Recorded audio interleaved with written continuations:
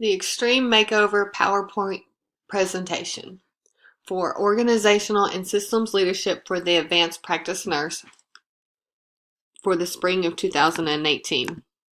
The table of contents includes learning outcomes, miscommunication in the workplace, cafeteria talk, rewriting the story, and references.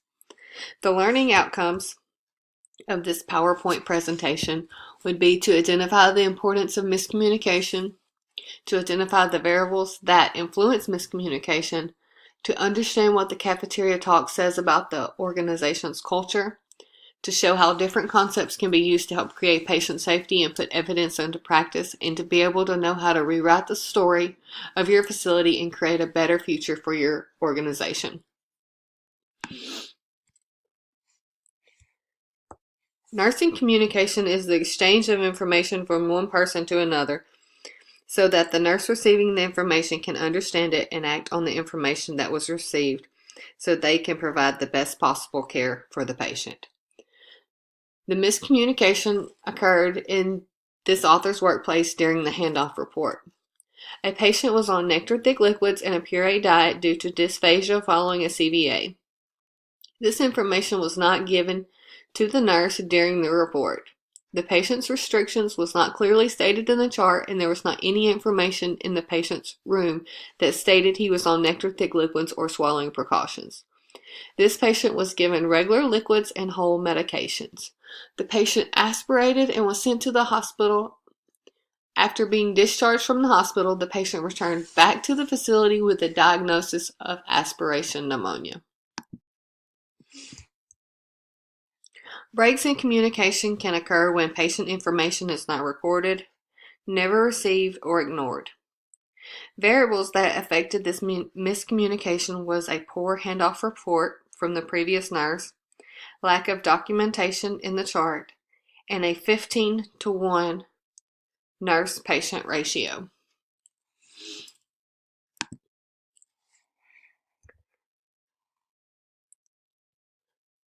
There is a tremendous amount of complaining at this author's facility, but the themes of the cafeteria conversations are typically short staffing, nurse workload, concerns about patient care, and nurse experiences.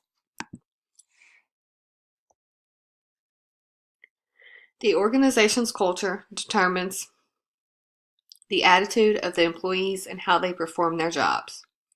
The cafeteria talk tells a lot about the culture of the facility, such as shared assumptions of the employees, their beliefs and values, and their leaders. If you listen carefully to the talk, you can determine the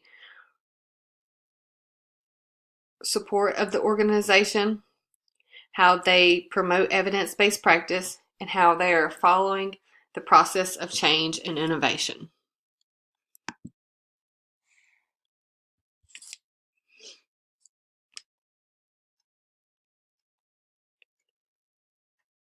What the conversations are saying. The author's facility is short-staffed and the nurses are often overwhelmed and overworked. Administration works with hiring new employees, but in reality they are not able to meet the demands of the patient load. Nurses get tired and eventually to go to other facilities because of the lack of support and organization in this facility. This facility lacks accountability with their employees. There is multiple call-ins and nurses are often late coming into their shifts. The nurse-to-patient ratio is normally anywhere from 15 to 20 patients per nurse with 2 CNAs. Concerns about patient care are often discussed because of several things such as nurse inexperience, poor judgment, poor leadership, and lack of support. Nurse experiences are also talked about. Everyone has that crazy story of how their confused patient was walking down the hall talking to themselves wearing nothing but a brief. Unfortunately, in this author's experience, the cafeteria conversation at this facility is not about the meta-analysis research that could promote patient care in the elderly population and how the organization can promote innovation and change. It is about what's going on at the facility, the changes, the struggle, and the chaos that occurs.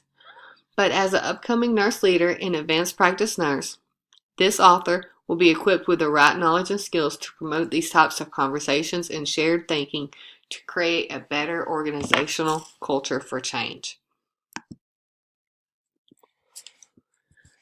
Conversations in organizations can establish and reinforce the organization's beliefs and values, therefore creating their culture. An example of this at the author's facility would be everyone complaining instead of doing something about it. When choosing a different way of talking or speaking, you can create a better organizational attitude and opportunity.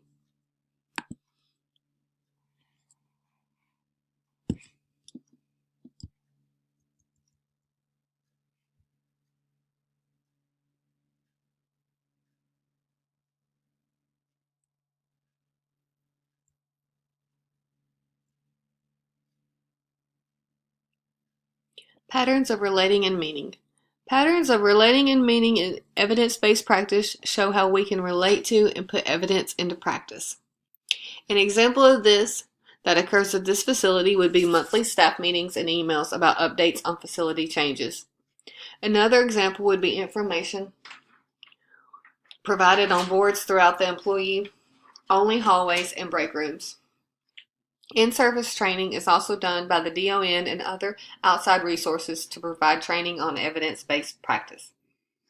Patterns of relating and meaning helps form a connection between employees and administration, and it can help facilitate the spread of evidence-based practice.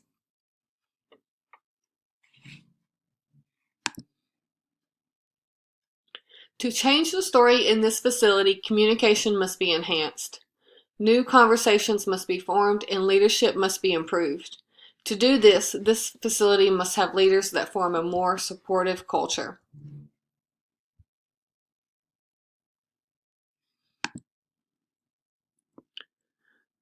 Rewriting the story.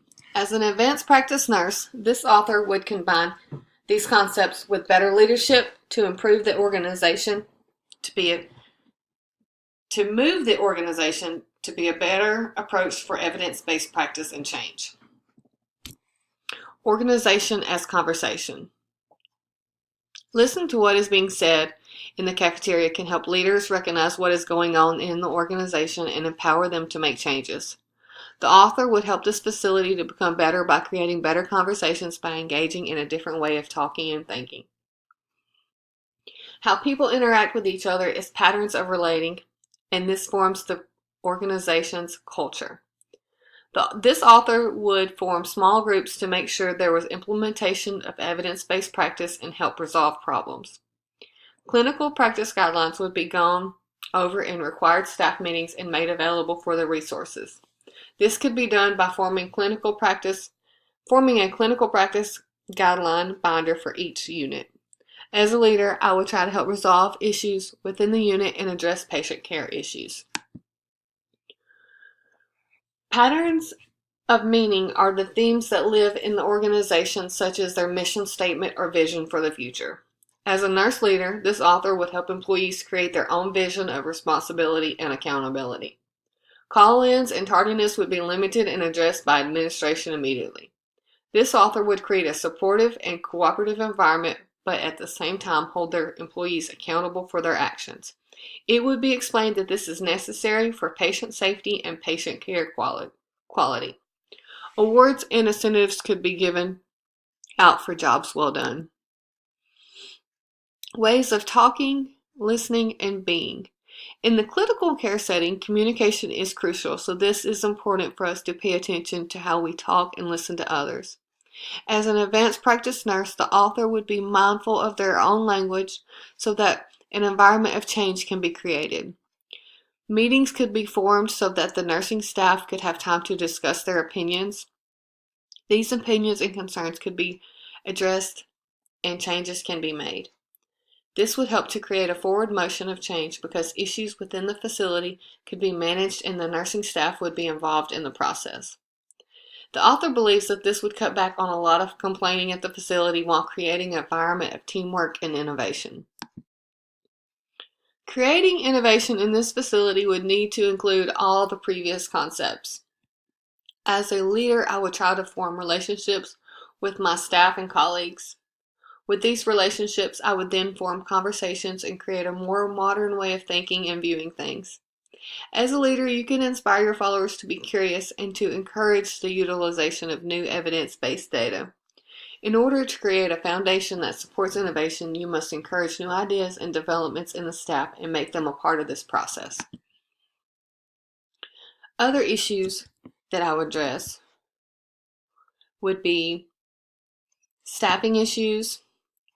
I would want to decrease nurse workload, form a universal handoff sheet, ensure staff are trained in all aspects of their job, put better leaders in position, provide resources on each unit, and ensure support is given when needed.